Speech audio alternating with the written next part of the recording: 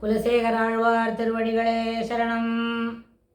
இன்றைக்கு இந்த முகுந்த மாலை என்கின்ற பிரபந்தத்திற்கு ஒரு பிரியம்பிள், அதாவது முன்னுரை தான் பார்த்துட்டுருக்கோம்.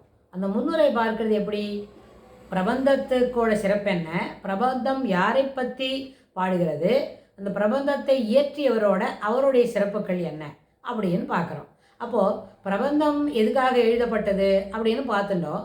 அதாவது எல்லாரும் பெருமாளுக்கு ஆபரணங்கள் சார்த்த வேண்டும், ஆபரணங்கள் அணிவிக்க வேண்டும் அப்படின்னு விருப்பப்படுறது சரியானது தான்.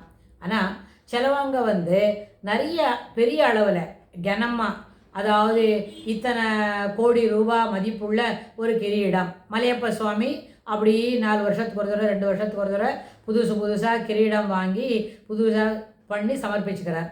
எல்லாருக்கும் அதுபோல் சாத்தியமா அப்படின்னு கேட்டால் அப்படி இல்லை. பெருமாள் எத்தனை பண மதிப்பில் தனக்கு கிரீடம் பண்ணி சமர்ப்பிக்கிறா அப்படின்றத காட்டிலும் அதில் எத்தனை அளவு உள்ளன்பு இருக்குது. அதனால தான் பெருமாள் சொன்னார், பத்திரம் புஷ்பம் பலம் தோயம் யோமே பக்தியா பிரயச்சதி ததகம் பக்தி பகிருதம் அஷ்னாமி பிரயதாத்மனகா அப்படின்னு. அதாவது கீதாச்சாரியனோட வாக்கு என்ன, எனக்கு யார் விசுவாசமாக எது கொடுத்தாலும் வாங்கிக்கிறேன், விசுவாசமாக எது கொடுத்தாலும் வாங்கிக்கிறேன்.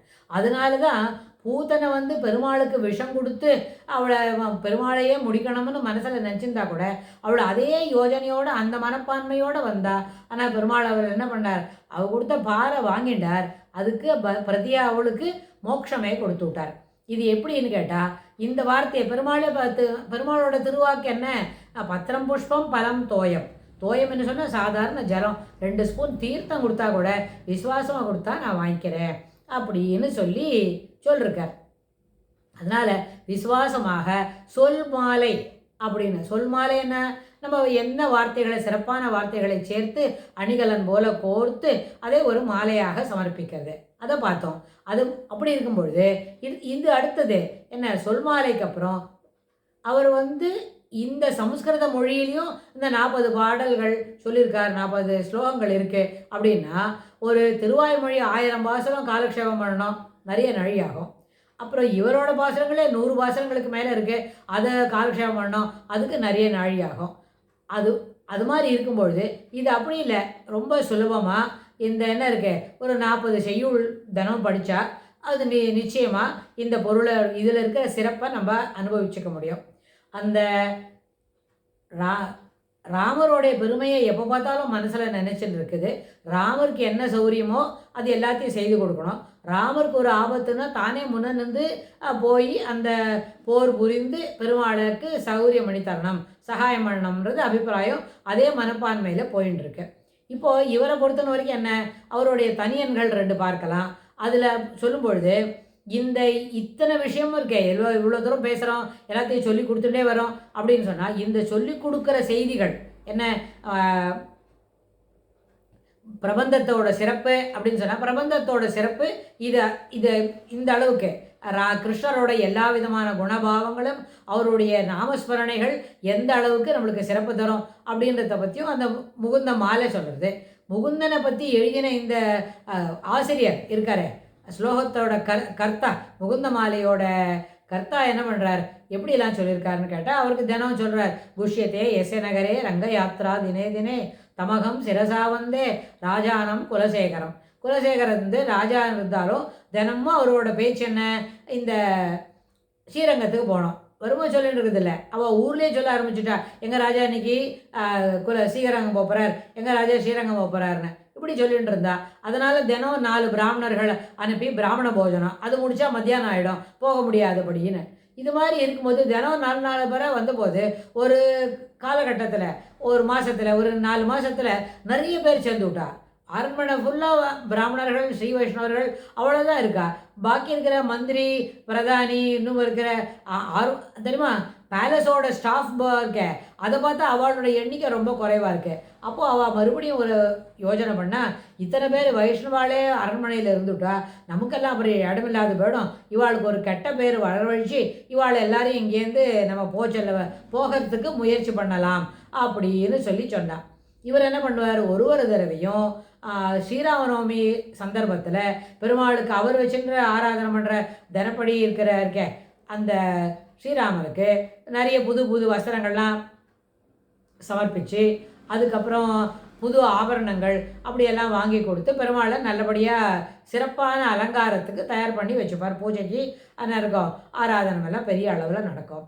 ஆனால் அந்த மாதிரி சமயத்தில் ராஜா அரண்மனையிலேருந்து இது பூஜை பண்ணுற இடத்துக்கு வரத்துக்குள்ள ஒரு முக்கியமான ஒரு ரத்தனஹாரம், ஸ்ரீராமனுக்கு சாத்தியிருந்த ஒரு ரத்தனஹாரத்தை காணவில்லை அப்படின்னு சொல்லி அவள் கம்ப்ளைண்ட் கொடுத்தா. இந்த கம்ப்ளைண்ட்டு ராஜாவோட கேபின் வரைக்கும் போனோடனே ராஜா எப்போவுமே அவர் இப்போ வரப்போகிறாரு, 10 நிமிஷத்தில் பூஜைக்கு வரப்போகிறாருன்னா இப்போவும் வந்துவிட்டார். வந்துட்டு பார்த்தா இதெல்லாம் சொல்கிறா.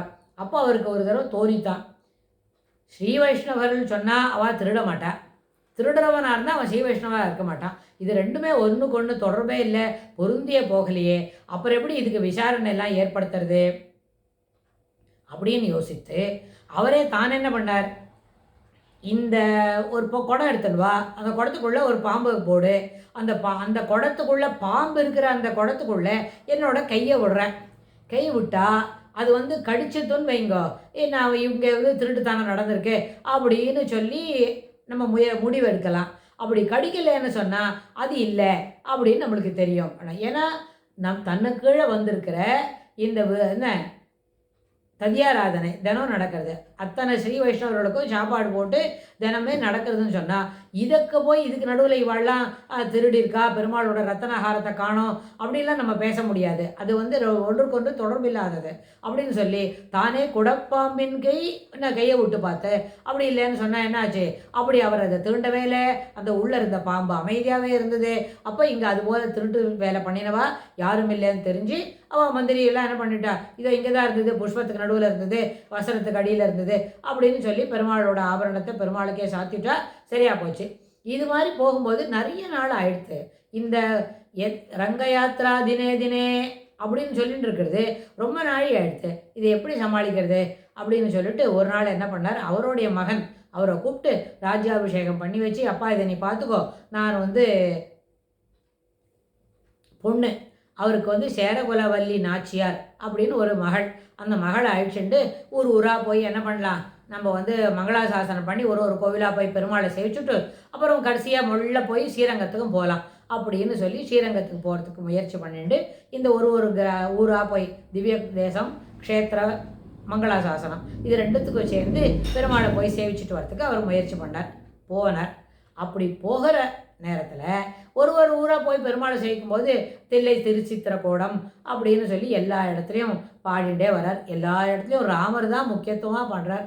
ராமரையே என்ன பண்ணுறார், சபரி பெருமாளை, திருக்கண்ணபுரம் சபரி பெருமாளை ராமனாவே நினச்சி தன்னை ஒரு கௌசல்யா தேவியாக பாவிச்சுண்டு அங்கே இருக்கிற பெருமாளுக்கு என்ன ராமருக்கு எப்படி தாலாட்டு பாடி தூக்க பண்ணுவாளோ, ராமருக்கு என்ன கௌசல்யா எப்படி விளையாடி மகிழ்வளோ அது போலவே அவர் மகிழ்ந்து சிறப்பு பண்ணிட்டார். அந்த பாசலாம் இருக்க, மண்ணு புகழ் கோசலைதன் மணி வயிறு வாய்த்தவனே அப்படின்னு அந்த பாசுரங்கள்லாம் பாடுறது. அது 10 பாசுரங்கள் பாடியிருக்க.